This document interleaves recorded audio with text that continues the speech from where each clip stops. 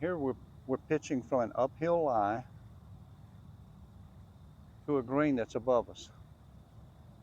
So you have two factors here to consider. One is the uphill lie is going to make your ball go higher, no matter where it's going. Even if you're chipping to a level area, the ball is going to go higher just because of this uphill lie. But in this case, the second factor is you have a level that's above you, but it's not, the landing area is not landing to you. That makes a difference too. If the landing area is also uphill or leaning to you, this ball is going to go higher and it's going to hit the ground and just basically stop immediately because of those two factors.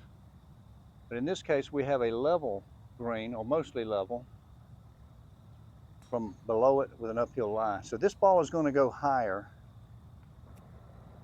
and we want it to because of the level green. So it's going to behave like a lower shot, lower than it is, because it doesn't have it goes up, and then most times they come down. This one's going up here, so it just goes up, and it's going to act like a more shallow landing. So it's going to want to try to run a little bit, even though we're on an uphill lie. So I would treat this pretty normally and play the ball nearer to your high foot. We don't need to open it like we did on the previous shot. Carry it on the green and let it run to the hole.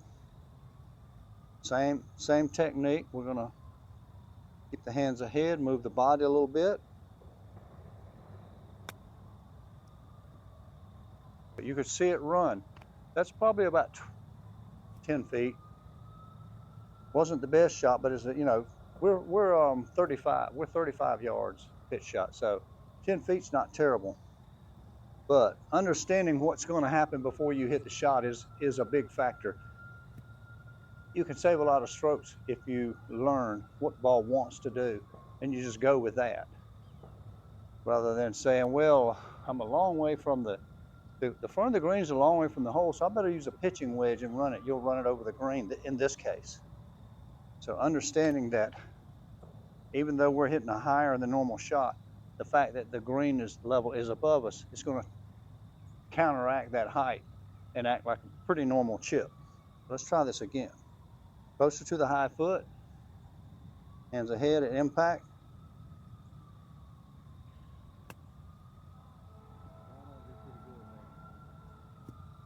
Okay. One more.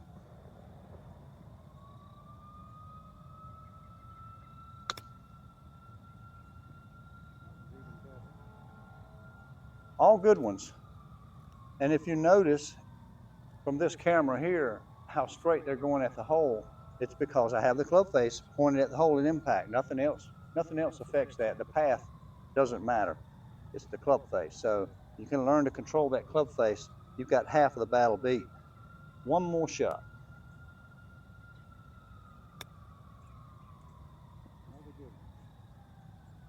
So I would say the first one I hit is about 10 feet. The second one's probably also about 10. And the second two are about 1 and 3 or 4 feet. So these are pretty good pitches from here. So again, let's review. We want to play the ball nearer to our high foot. We want to you can kind of set yourself with the slope. I don't want you to go extreme, but I also don't want you to stand true vertical and hit your club into the ground like this. It'll make you swing into the hill. I want you to swing along with the hill, but with your hands still ahead. Calculate the factors. In this case, uphill lie, higher shot, level green above the level of where you're standing is going to counteract that higher shot. Let's see if we can find one where we're chipping into an uphill slope. Okay, so I was able to find a spot that has an uphill lie and an uphill landing area. Now, it's not exactly a pitch, but it's all I can find here. So this is more like a chip. We are about 20 feet from the edge of the green, and the hole is about 30 or 35 feet from us. It's a 50, 55-foot chip. We have an uphill lie, as we said on the last shot. The ball's going to go higher. And when it lands, we are now more level. We're not down below, very much down below the level of the green. We are a little bit, but not like that pitch was. But the difference is the landing area is leaning back towards us. That's going to stop the ball or slow the ball down quite a bit too. So, number one, I don't want to use the 56 here. I could, but it's more difficult. You have to take a bigger swing, and if you miss hit it, it's a worse result. The miss hit is more costly. So, I'm going to try first with a gap wedge, a 52 gap wedge, and with the same small swing. And if that's not enough, I've got a pitching wedge here we're going to try it with. So again, we're going to play it to the high foot. I'm going to go ahead and preset my hips to impact position and see how this works. See how much it'll roll with the 52 wedge.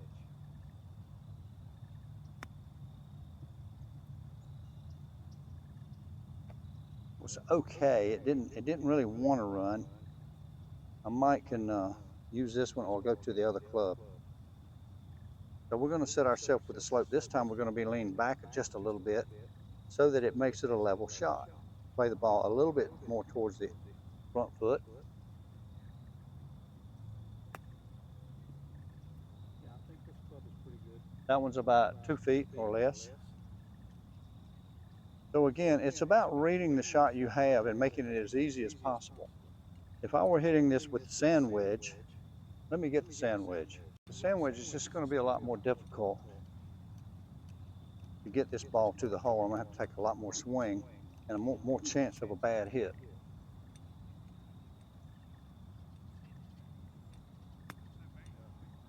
And there it is. See, I barely mishit it, but it didn't do anything for me. It kind of stopped. Let's try that again.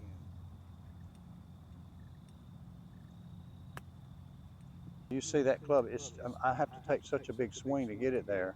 I don't want to use this one. Go back to the gap wedge and use pretty much that same swing, and it'll get it to the hole. It helps it run, it helps it reach. Another 6 inches and that was in. So make the shot as easy as you can. Let's try a couple with the pitching wedge just for fun. And I say, if you're practicing your chipping and you've got a certain shot and you're just having a lot of trouble getting it, you feel like you're hitting it pretty good, but just a lot of trouble getting it to stop near the hole, you've probably got the wrong club in your hand. So try something else, be it a shorter or longer club. Okay, so pitching wedge. Everything else the same.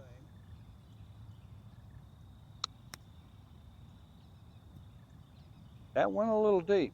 So I think the 52 is the correct club here. If I hit it much easier, I won't carry it on the green probably. Yeah, see? So the wrong club makes the shot more difficult. So I'm going to try a few more with this 56, which is my favorite club, and I'm pretty good with it. And I'm sure I can get it up there close to the hole. I'll just have to do a little more swing than I normally would. You see it trying to grab here. So don't misunderstand that the incorrect club for that shot will make it impossible. You can still do it. It just makes it more difficult. One more. Try to control the club face a little bit better.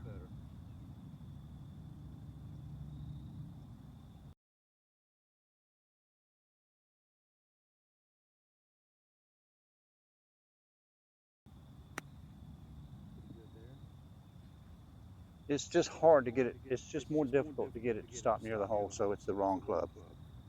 So anyway, I hope this series of chipping and pitching has helped you learn more about how to determine what shot you need to hit. And of course, not everybody swings or chips exactly how I do, so you've got to adapt this knowledge to your own game and how you play. I do want you to be aware of what the conditions of each shot, how it affects the shot and how you should play it and what club you should use. Hi everyone, Geezer Tony here once again. I wanted to make another little video about chipping. I got a lot of questions from my last chipping video, and a lot of them were, well, how do you know where to land the ball, how far to hit it, etc. A lot of that comes from experience, but you can sort of calculate it. And if you have that kind of mind, and I play with some guys who do need to try to calculate everything in their head rather than just do by sight, here's how it goes. On relatively flat ground with no unusual circumstances like extra hard, extra fast, extra soft, or slow greens, a general rule is a 56 sand wedge will be 1 part carry, 1 part roll. So 50-50, carry it halfway to the hole. That's assuming it's a chip from around the green or somewhere close to that. Then as you move on down, the pitching wedge is 1 part carry and 2 parts roll, 9-iron, 1 part carry, 3 parts roll, and so on. So I'm here today, I'm going to demonstrate some of that here at Sanford Golf Club. We're on the practice chipping green, the short game green, and I've got 2 balls laid out here. I've measured this off, and this ball is exactly 1/3 of the way to the hole, which would be a pitching wedge, 1 part carry, 2 parts roll. This ball is exactly halfway to the hole. Well, I'm going to say not exactly. They're a little short because this is a little bit downhill. So I'll put it a couple of feet, both of them, a couple of feet short of where I measured to those distances. So let's see how it works. We're going to demonstrate that. Now, we all should remember that we're going to have our club in line with our arm. We're not going to hold it like this. We're going to hold it like this, straight line, and a straight line here. So we're not going to be like this and have this angle. We want the club to be an extension of that lead arm. The other hand we're going to have go under a little bit. Now, how are we going to set up? We're going to set up square with our feet closer together, fairly close together, maybe a foot or a little less. And one of the keys is we're going to put that ball right in the middle of the stance, and we're going to spin on our heels and turn our toes to the target. I don't want you to step back with your foot to open your stance. I want your stance to be square, but with your toes pointed that way. So again, why do we do that? Why do we need to turn our toes that way? Well, when we make a full golf swing and we come into impact, we want to be here with the shaft ahead and the hips very turned. So by turning the toes, we're putting those hips into that position and we don't need to move them. The longer the swing, they may move a little bit like this, but we don't have to move them back, move them through, because it's such a small swing, we just want to already be there, and it makes impact a lot better. We want to have the hands ahead and move the club. We want to move the club with our body and not our hands for 2 or 3 reasons. Here's one. I'm going to move it with my hands and watch the club face.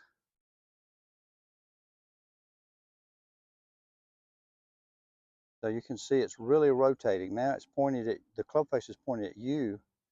Now it's pointed behind me. Also, it has a pretty steep arc. So if I move it with only my body and do not use my hands, watch the club head, the club face.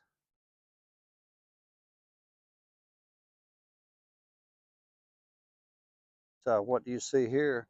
You see a much lower, flatter arc, and we see very little, almost no club face rotation. So that means you're going to have a much greater chance of A, hitting the ball toward the target that you want to, because you don't have to time it perfect for this.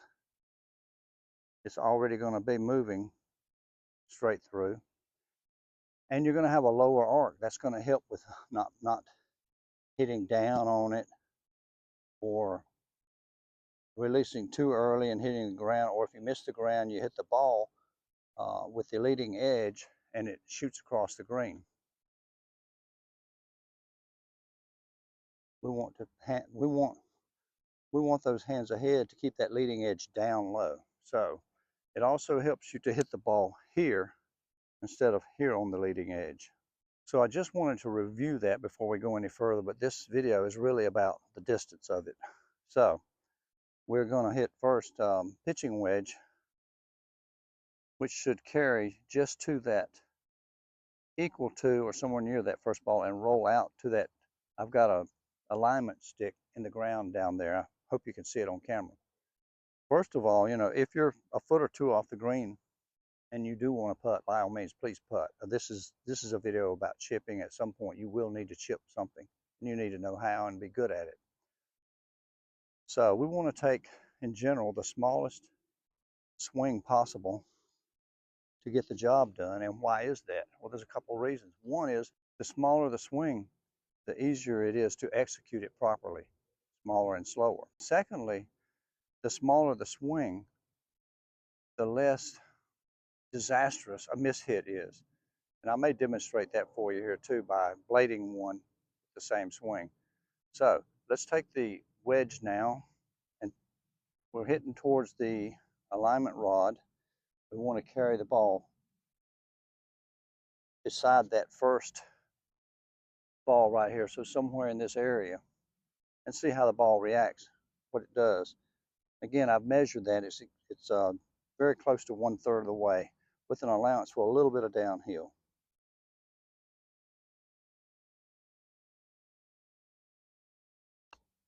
That looked pretty good where it hit the ground. And it looks like I have a 2-foot par putt. Let's do that one more time. Set it properly, turn our feet.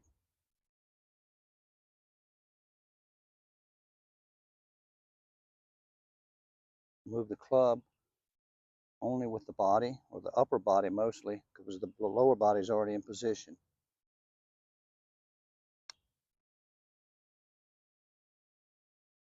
Another really good distance. So now we're going to move to the 56 wedge. And in real life on the golf course, we would not use a 56 wedge here, with the edge of the green being here. But if it was well over here, we would. So what are we going to do? We're going to do the exact same thing, setup wise, and we're just going to take a longer swing to carry that ball, even with that second ball target there.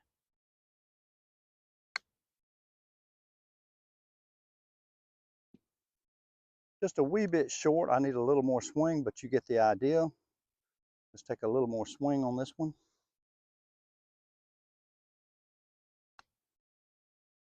There we go. So that rolled right up there. So the reason we would not use a sand wedge from here is if I made that same swing and bladed it. Yeah, we've all done that, hit it in the rough, ditch, bunker, whatever's over there. So anyway, that's just a quick review and a little extra information on chipping. So I hope you can use that to help your scores. For now, this is Geezer Tony signing off. Till next time.